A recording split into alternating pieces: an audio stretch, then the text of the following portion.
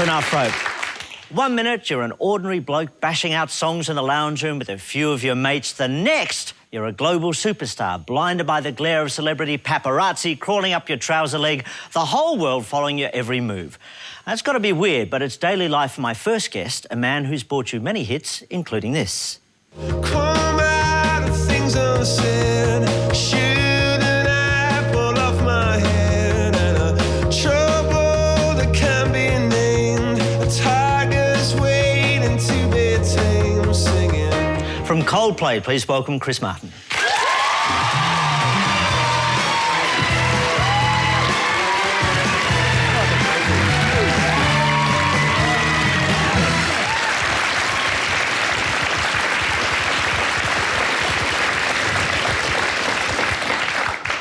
I don't like having to listen to our music for you. Come on. You don't like listening to it? I would have preferred it if you played some Simply Red or something relaxing. Oh, really? No. Why? No, I feel You've just had enough? Well, I feel like the mix could have been better and... Oh, I see.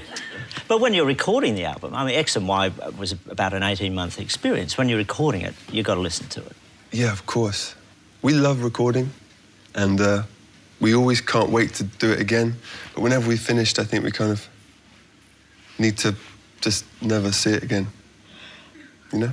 So... Except we have to play it every night. Yeah, you had to play it every night. A year and a half. There is that little problem. So we like playing it still, you know? Yeah. We love playing it.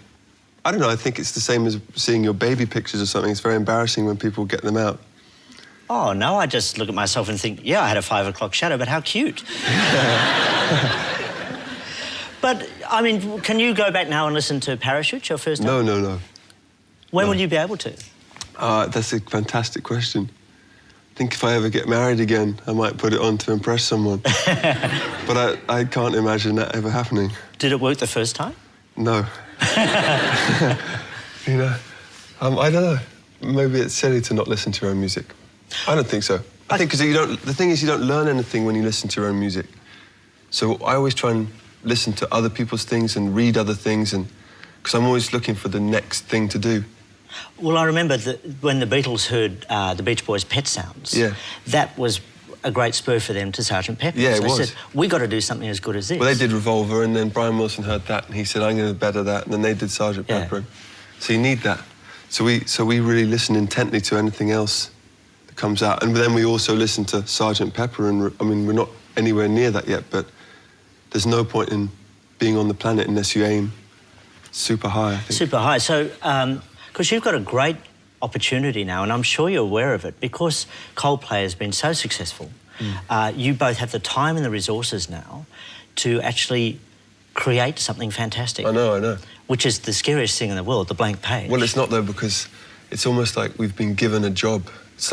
I feel like we're at the point where, and this might sound very arrogant, but I feel like we're at the point where we've been given the job of being this famous band, and now it's what we do. It's like winning the presidency or something, in my view. So it's not what we've done, it's what we're going to do with it. You know, we can either get really into coke and hookers, or we can... Yeah, we could just do that. or we can be totally inspired and try and do the... I know what we're going to do, but I can't say it because... Yes, you can. No one will tell anyone. It's... I don't... You know, I like I said, I feel like we've somehow cheated our way into this position, and so now we're going to do something that's really good. That's how I feel, but obviously we've done some stuff that's okay, but it can always be better. We were walking down on Bronte Beach yesterday, and we walked past this group of guys playing soccer, like everybody is in the world at the moment, and they were all from the Bronte Beach Surf Club, and one of them was like, oh man, I love your music. And then another one was like, you guys suck. and then when we were, so it started really positive. It's like, Coldplay. You guys are great, you guys suck. And then when we were far enough away to not be a threat anymore, it's like, your music is terrible. So we're well aware that we have to improve, you know. And before we went past Bronte Beach Surf Club, we weren't so sure. Well, I'm glad to know that was a definitive moment for you. I'd like to thank that 9-year-old guy who whose balls haven't dropped for ruining my life. Did you say that to him? You know, your balls haven't dropped. Well, it's all... They find it very hard to come back from that 9-year-old. It's funny because when someone insults you, like, to your face about your music, the first thing you want to do is pick on something about their appearance. It's a terrible thing, but I had this... I don't know why I'm talking about this, but I had this woman the other day who was, for some reason, parked outside our house because she wanted to get something or other. And I would never say this to anyone else in the world, but she drove me so crazy that I advised her to go to Weight Watchers, which was like not a very nice thing to say, and I'm not proud of it. But it's weird how if you sort of feel like you're being attacked and you therefore become a real... Yeah, it's a I human don't know if I can reaction. say arsehole. Anyway, what can you do? So my point is, it annoys me when you sort of become... It's best to just let all that stuff go over your head, but sometimes you're not strong enough to do that. Does songwriting come easily to you? Is it a gift? Yeah. It comes easily, but it doesn't necessarily come good. So I could write a song about your 5 o'clock shadow and your rimless glasses in an instant. Yeah. And it would probably do very well on the pop charts, but it wouldn't be artistically meretricious. So which gets back to, how do you measure the difference between OK and good? I think maybe by whether someone says something to you that really means something, like it did something for them, a song.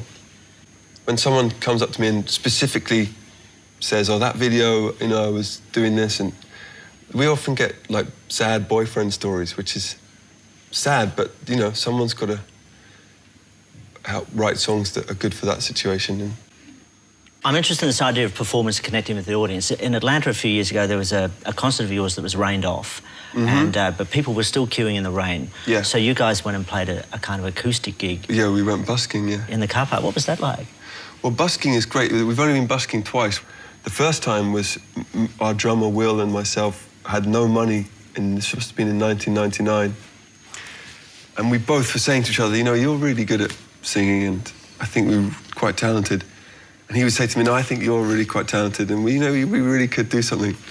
So we had this great self-importance. So one day we said, OK, we're going to go into the middle of London, because we're great at music, obviously, and we're going to set the town on fire with busking, and we're going to, on a Saturday, we're going to have all the kids round, and we're going to make tons of money, and we're going to fill our hats, or caps, I can't remember the specific headgear. And, we're going to really make everyone's afternoon great. And we went busking, and we were there for 5 minutes, and we played Mrs. Robinson by Simon and Garfunkel, and then we played, I think, something from the Jungle Book. and then we got moved off by the police. And we made nothing. So that's when we decided that doing covers probably was not going to... And then we realised we weren't actually as good as we thought, so we went back to square one. So when you did busking takes a lot of balls. When you did the equivalent of busking in Atlanta, but now as a very successful band, what was that experience like? Well, we had different material. Yeah. But we still played bare necessities. Far more intimate, though, than you're used to. You're playing stadiums, generally. No, not stadiums. We try playing stadiums is no fun. No. Not at the moment. I think you have to grow into that, probably. I think you have to have long hair to play a stadium. Because if you flick your head in a stadium and you don't have long hair, the person at the back just thinks you're having some sort of attack. Whereas if you have long hair and then it looks like a big stadium gesture. Maybe this sounds like nonsense to you guys. But this is my job, to study these things. And I think it's the sort of thing we'll grow into. Or not, But I get your point, and your point is, I don't think it's any different playing to 100 people to playing to 20,000. In fact, I find it easier to play to 20,000 and to make it more intimate because I'm less intimidated by the one guy in the check shirt, or the handsome man with the tie pin, I can just see a sea of people. I can just see a sea of people. You're aware of them. And I'm excited, and we find it really comfortable in that situation. Much more than if you're playing like someone's wedding or something. There's also the distance music can travel. You mentioned a boy at Bronte Beach who shouted out about your music. Have there been times you've been absolutely blown away at where your music's got to? Yeah. Yeah, but the other day we were flying to somewhere or other, and we had to land in Iroquois, which is like an Eskimo country. And we'd never heard of this place before. And then there were people like, you know, asking about our music. And that to me was extraordinary. You know, I never thought we'd be big in the Eskimo world, but